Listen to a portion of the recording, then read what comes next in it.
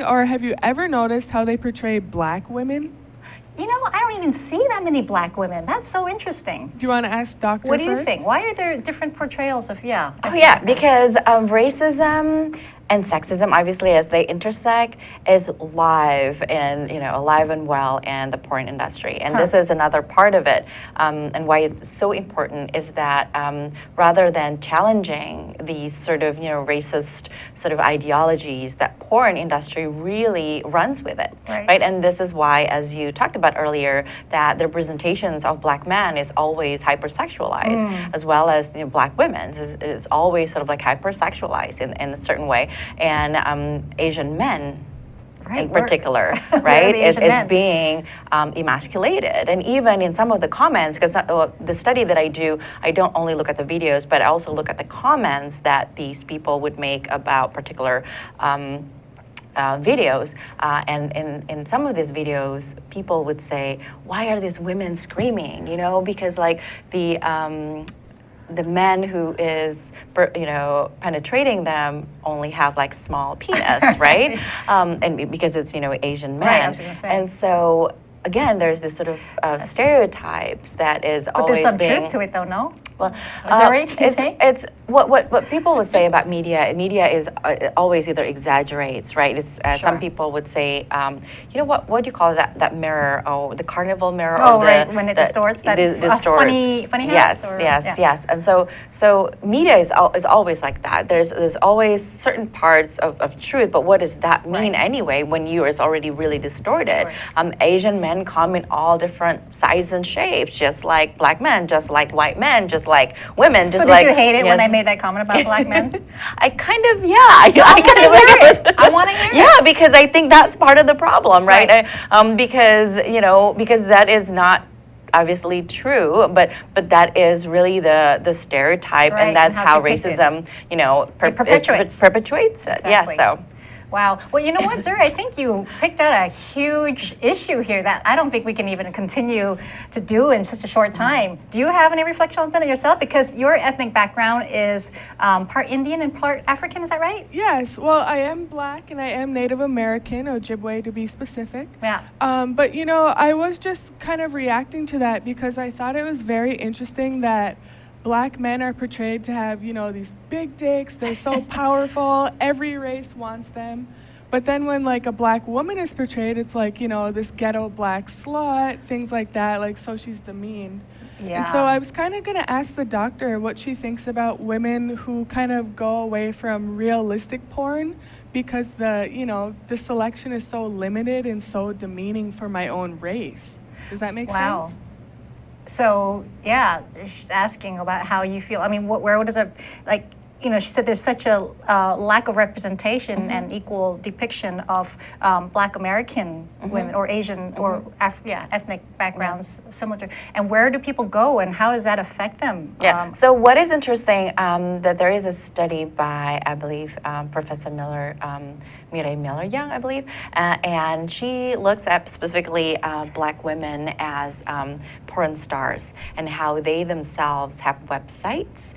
So rather than going to these websites that I study, like youporn.com or all these other websites, that they themselves, because of this internet, this is also what internet does to porn industry, is that it allows us, if we want to, open our own website and be our own porn star so that we can get the money ourselves. And so what's interesting, open up your own porn site. So what is interesting that she was talking about, that allows sort of black women to have their own websites and gain the financial freedom by being porn stars because of this internet industry. So that's really interesting. And what I also want to highlight is that internet is such an awesome place that there are artists who created website like what it's called Milk, M-I-L-K, and on that website it's not only just porn, but also she would have this sort of counter ticker where you will read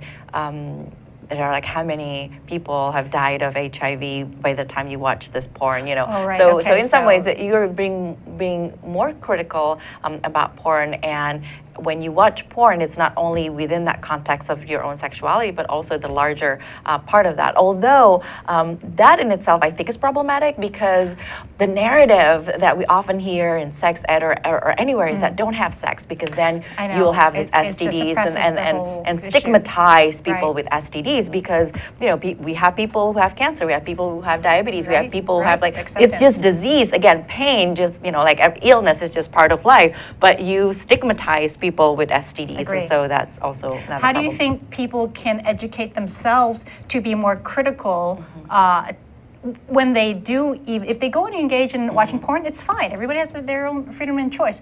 But how do you educate people to distinguish which way things lie? And if you're uncomfortable with it, what do you do? How can you be proactive in doing something else to compensate? And like Zuri was her concept. Yeah, there are websites, which I don't remember. I just read about this, but there are websites made by women for women and for porn, right? And what they highlight is that they want to look at the quote unquote real sex. They want to look at real bodies. So not just very particular, very again, people have the options to have breast augmentation if they want to, but you know, certain porn sort of videos often highlight women who have particular kind of body shape. And on this website, women would have, you know, people with different kinds of, you know, breasts, different kinds of bodies. So it's real bodies, real sex, I like that, though. and What's real this orgasm. website called? I don't remember. I Oh. just read it last night. Okay. But it's made by women for women, I like and that. so it's It's and so there empowering. are websites like that. And Yeah. again, thanks to the internet, because before,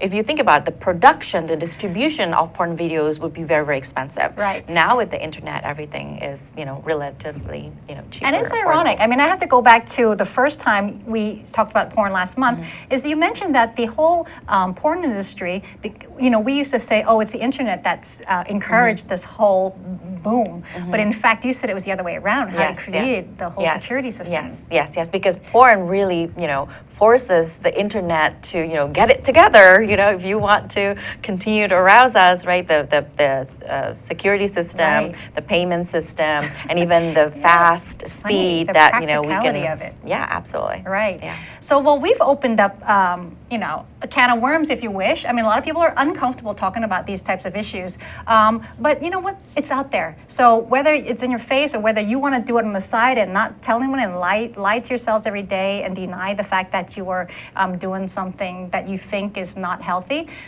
you know, please educate yourselves, think about it, be critical, and know what's out there. And like Ayu says, you have your choices. You can be proactive in creating, not necessarily sites, but just creating just your own position on something. Ayu, just in our short time left, do you have anything else we can leave the audience? And Zuri, thanks again for that wonderful joint discussion. Yeah, you. yeah, absolutely. So check out, you know, certain blogs, certain websites like feministing.com, right? Miss Magazine blogs, where you can then learn more about issues of women that are empowering for us, and then do Google search of, you know, things that could be pleasurable and empowering for us.